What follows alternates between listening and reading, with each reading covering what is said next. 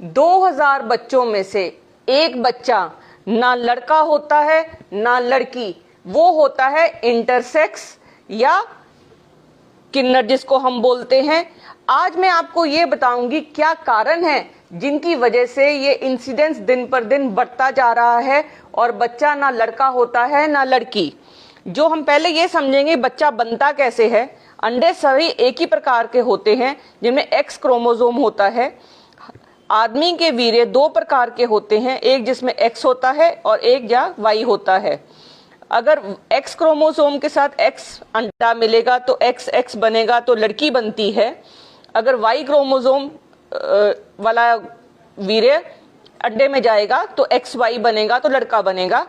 तो ये तो एक क्लियर अंडरस्टैंडिंग है। अगर ये ऐसा रहेगा, अगर कहीं ना कहीं क्रोमोसोम में दिक्कत है, अगर एक्स एक्स्ट्रा हो जाता है और जो एक्स एक्स वाई बन जाता है, ये कई बार क्या होता है कि एक्स गायब हो जाता है तो एक्स ओ बन जाता है। जब ऐसी कंडीशन आती है तब बच्चा इंटरसेक्स हो जाता है। उसमें क्या होता है कि जो उसके बाहर के अंग होते हैं, आदमी वाले और औरत वाले, वो मिसमैच होते हैं। अंदर बाहर से वो दोनों सेक्स के ऑर्गन भी हो सकते हैं और अंदर कई बार अंदर फीमेल ऑर्गन होते हैं और बाहर मेल ऑर्गन आ जाते हैं।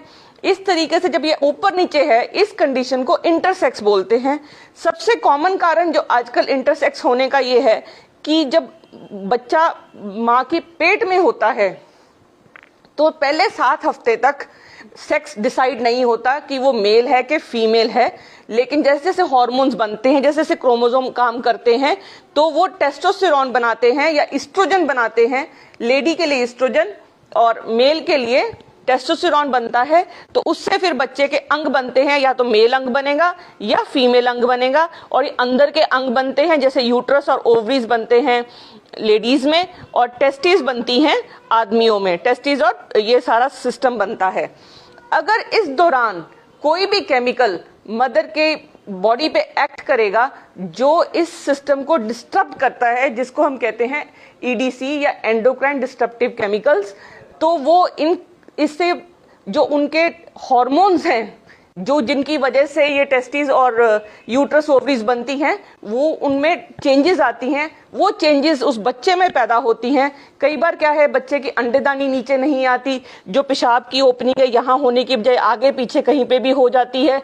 तो जो ऐसी प्रॉब्लम्स हैं, कई बार दोनों अंग बने होते हैं, लड़की के अंग भी बने होते हैं, लड़के के अंग भी बने होते हैं। तो ऐसी कंडीशन को अवॉइड करने के लिए बहुत जरूरी है कि लेडी जब प्रेग्नेंट हो तो ऐसे केमिकल से दूर रहे जिनकी वजह से ये इंटरसेक्स बच्चा पैदा होता है।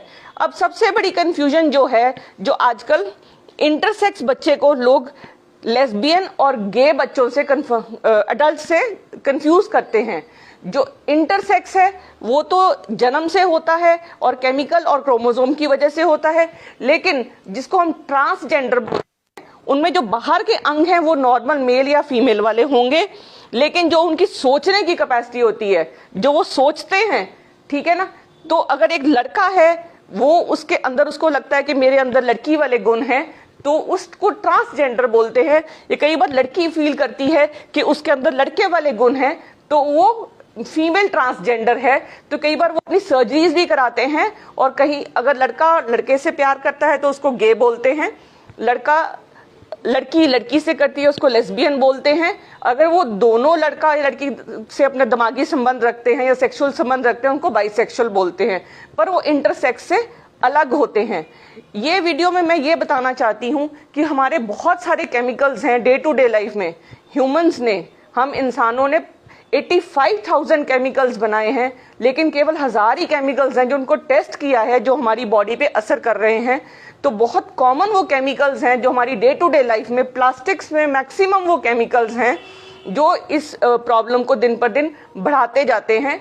और इस प्रॉब्लम को हमारी अवेयरनेस, खासकर जिन बॉटल्स में BPA है, और दूसरा थैलेट्स हैं, और तीसरा ब्रोमिनेटेड कंपाउंड्स हैं, ये तीनों कंपाउंड्स और लेड, ये 4 चीजें ऐसी हैं जिनको हम EDC बोलते हैं या एंडोक्राइन डिसरप्टिव केमिकल्स बोलते हैं।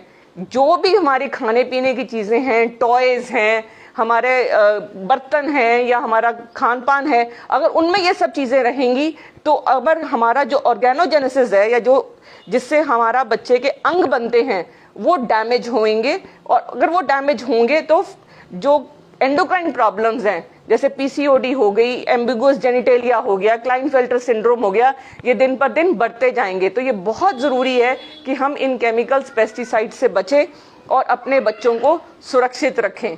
ज़्यादा से ज़्यादा ये इन्फॉर्मेशन शेयर करिए एंड